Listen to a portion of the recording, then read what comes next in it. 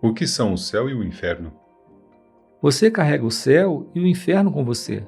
Sua luxúria, raiva, etc., produzem essas regiões. Elas são como sonhos. O Gita diz que se um homem fixa sua atenção entre as sobrancelhas e prende a respiração, ele alcança o estado supremo. Como isso é feito? Você está sempre no ser. Não existe alcançar ele. A sobrancelha é apenas um lugar onde a atenção deve ser fixada. Você falou do coração como o lugar da meditação? Sim, ele também é isso. O que é o coração? É o centro do ser. O ser é o centro dos centros. O coração representa o centro psíquico e não o centro físico.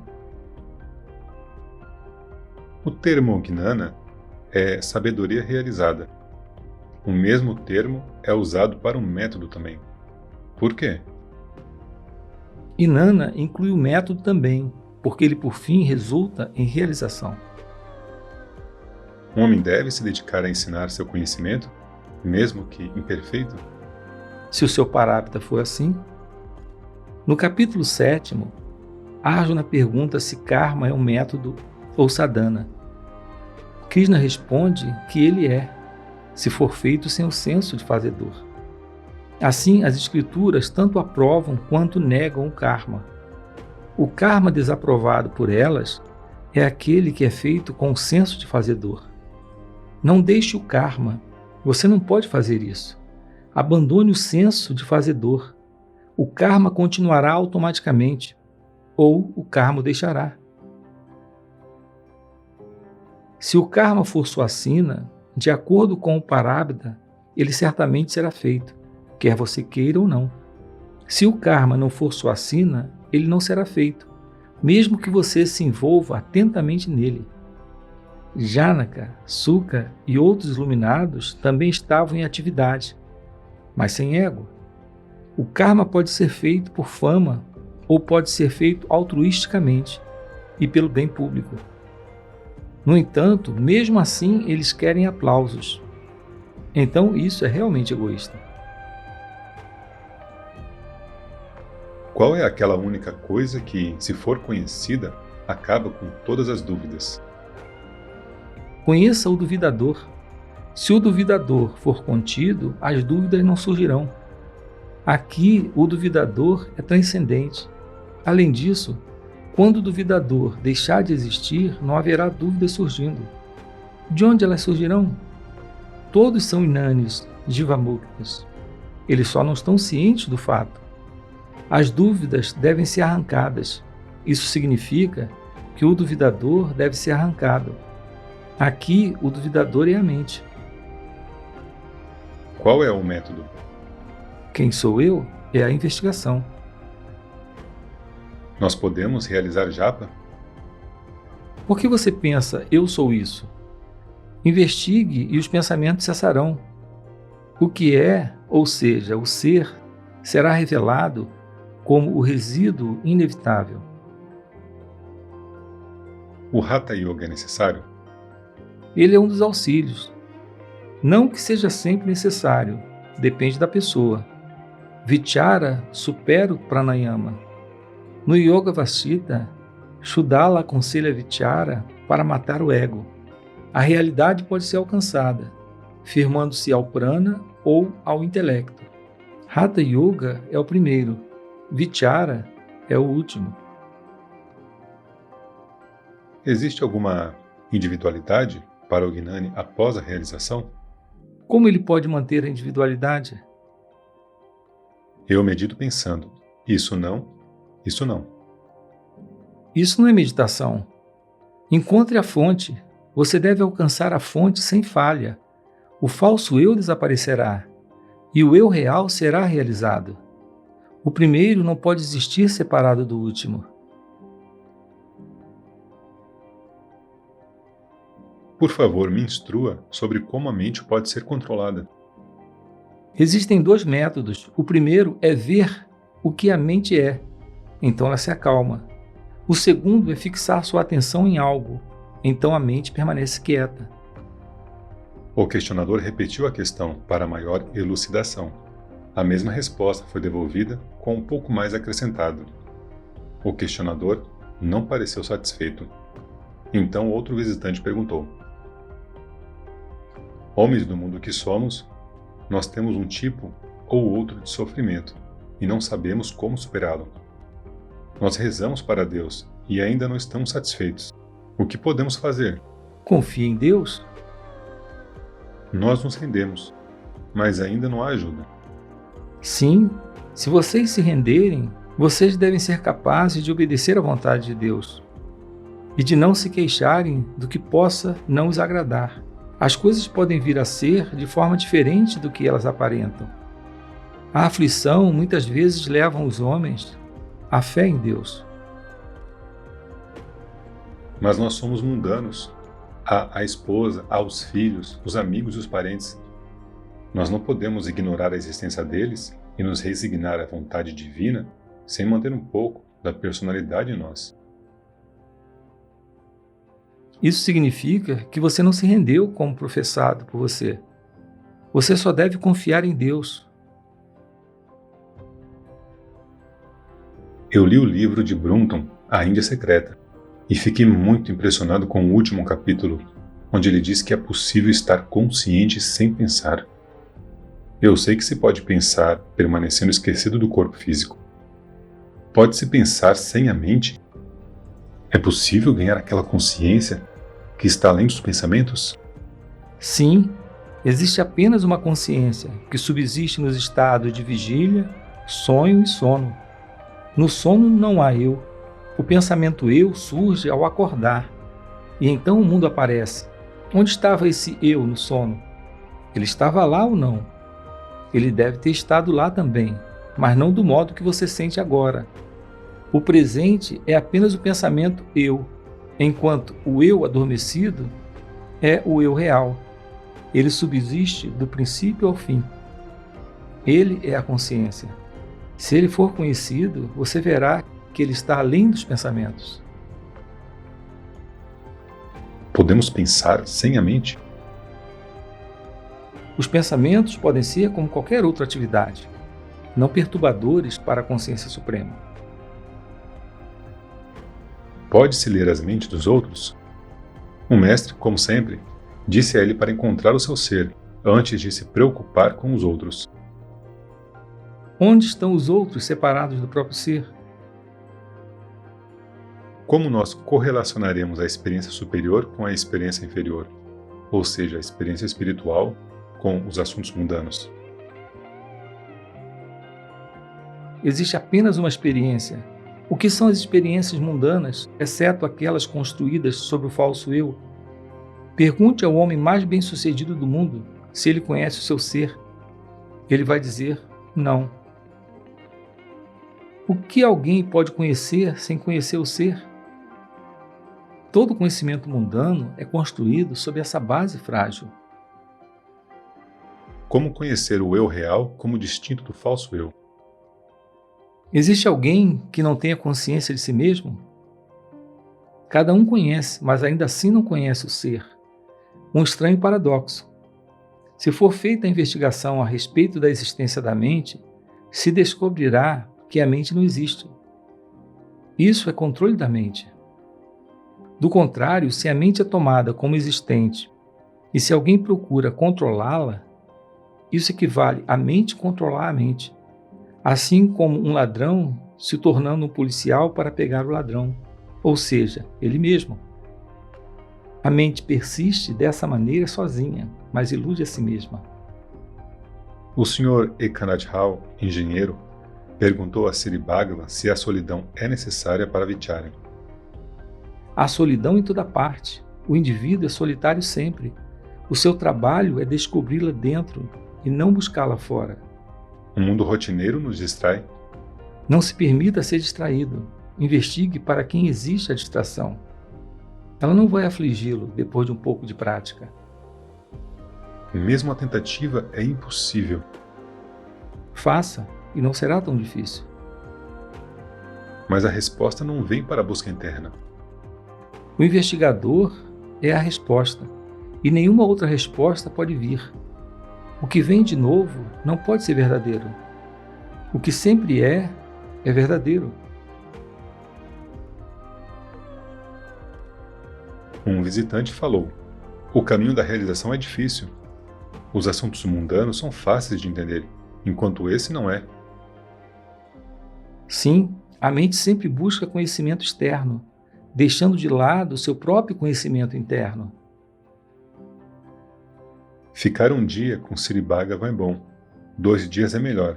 3 dias, mais ainda, e assim por diante. Se não sairmos daqui, como prosseguiremos com o nosso trabalho mundano? Estar aqui ou em outro lugar deve ser entendido como o mesmo e como tendo o mesmo efeito.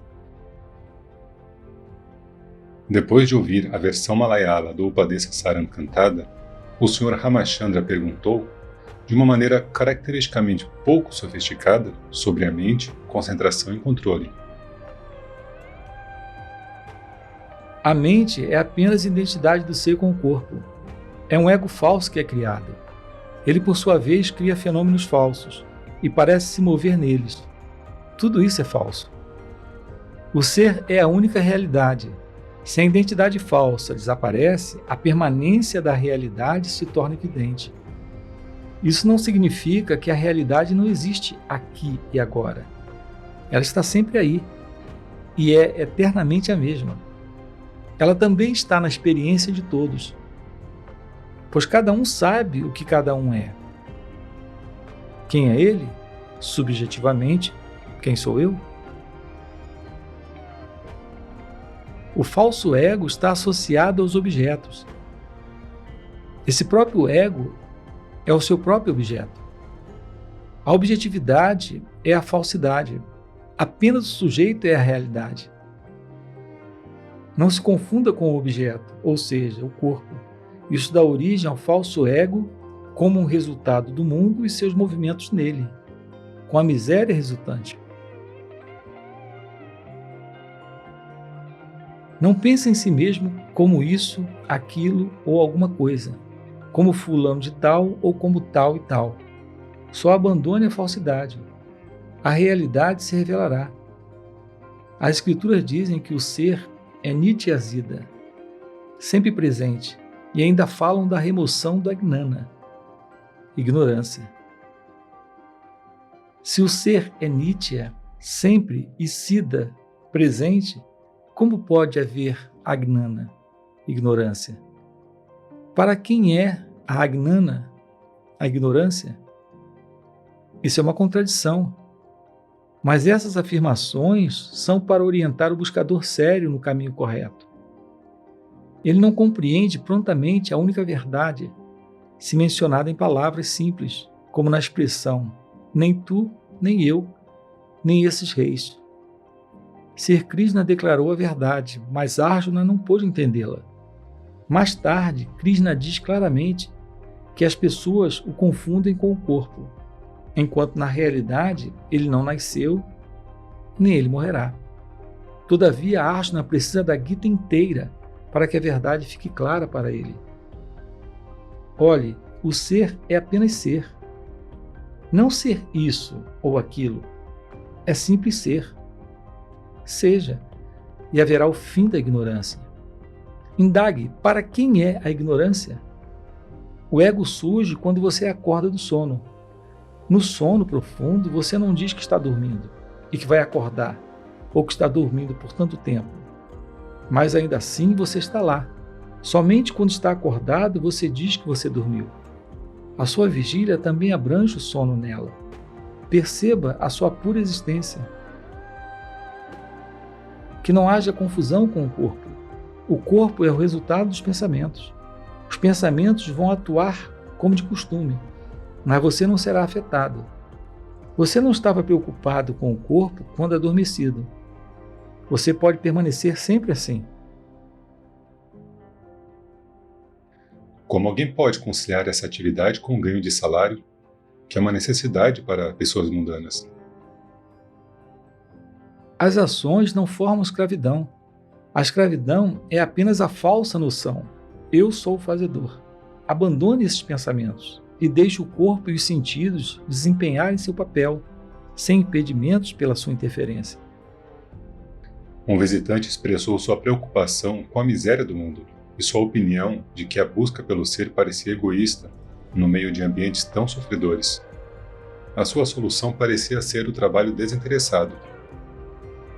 O mar não está ciente de sua onda. Do mesmo modo, o ser não está ciente de seu ego. Um visitante perguntou a Sri Bhagavan: "Você é Bhagavan, então você deve saber quando eu obterei Gnana. Diga-me quando eu serei um Gnani." Se eu sou o Bhagavan, não há ninguém além do ser. Portanto, nenhum Inani ou Ainani. Do contrário, eu sou tão bom quanto você é, e sei tanto quanto você. De qualquer forma, eu não posso responder a sua pergunta. Alguns homens fizeram perguntas ao mestre que basicamente se resolviam em uma: que o eu não é perceptível por mais que eles se esforcem. A resposta do mestre foi do modo usual: Quem é que diz que o eu não é perceptível? Existe um eu ignorante e um eu indefinível? Há dois eus na mesma pessoa? Faça a si mesmo essas perguntas. É a mente que diz que o eu não é perceptível. De onde é essa mente? Conheça a mente. Você vai encontrar um mito. O rei Janaka disse: "Eu descobri o ladrão que me arruinou por tanto tempo. Eu agora vou lidar com ele sumariamente. Então eu serei feliz." Da mesma forma será com os outros. Como conhecer o ser? O ser está sempre lá. Não existe conhecê-lo. Ele não é um novo conhecimento adquirido. O que há de novo e não aqui e agora será apenas evanescente. O eu está sempre lá. Existe obstrução ao seu conhecimento e ela é chamada de ignorância. Remova a ignorância e o conhecimento brilhará. Na verdade, essa ignorância, ou mesmo o conhecimento, não é para Atma. Eles são apenas crescimentos excessivos a serem eliminados. É por isso que se diz que a Atma está além do conhecimento e da ignorância. Ele permanece como é, naturalmente. Isso é tudo. Não há progresso perceptível apesar das nossas tentativas. O progresso pode ser mencionado nas coisas a serem obtidas de novo.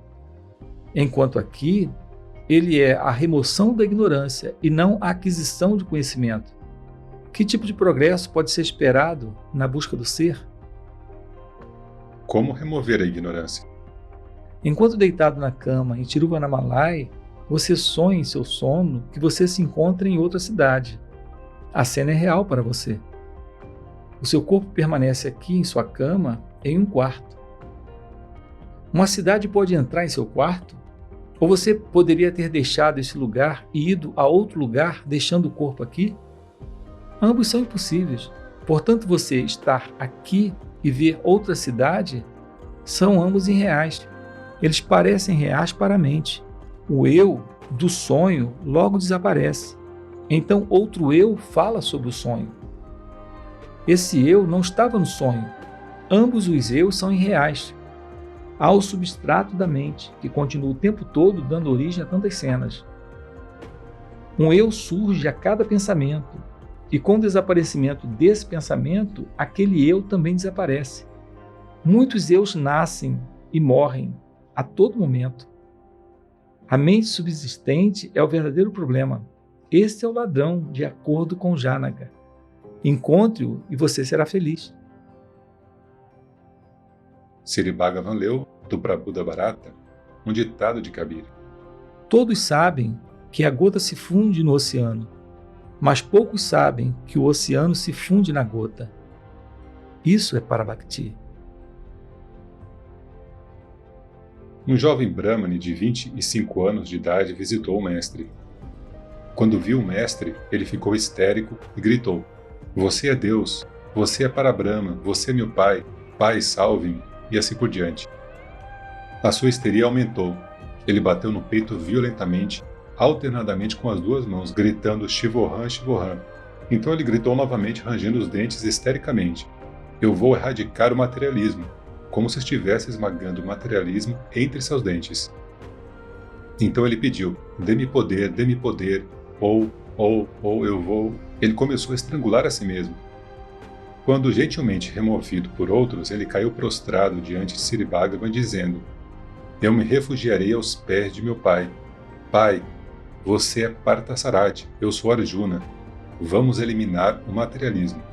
E assim por diante. Ele finalmente foi retirado da presença de Maharshi. Ele se lavou, tomou um refresco leve e sentou-se quietamente no salão por algumas horas. Ele se absteve da refeição do meio-dia. À tarde ele teve outro acesso quando gritou: vou cortar a cabeça de Krishna se ele vier aqui agora. Ele me aconselhou a desistir do meu trabalho, mas não protege a minha mãe.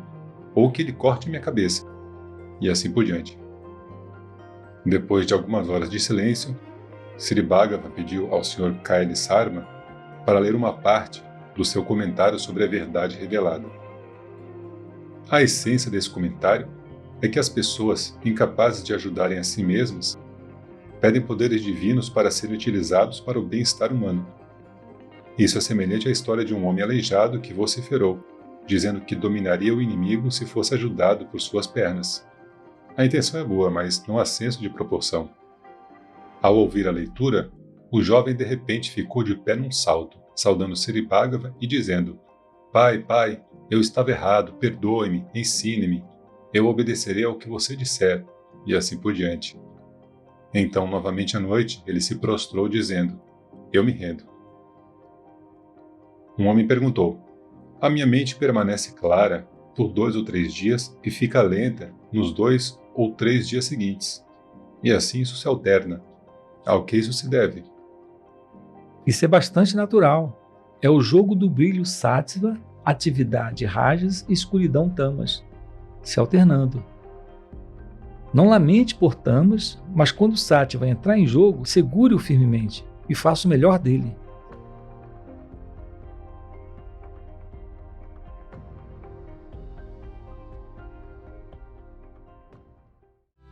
É apenas quando esse eu está presente que há a sensação de que você é o corpo, de que ele é Vekana, de que este é Ramana e assim por diante. Para saber que o que está presente, visível, é o próprio eu da pessoa, é preciso procurar com uma vela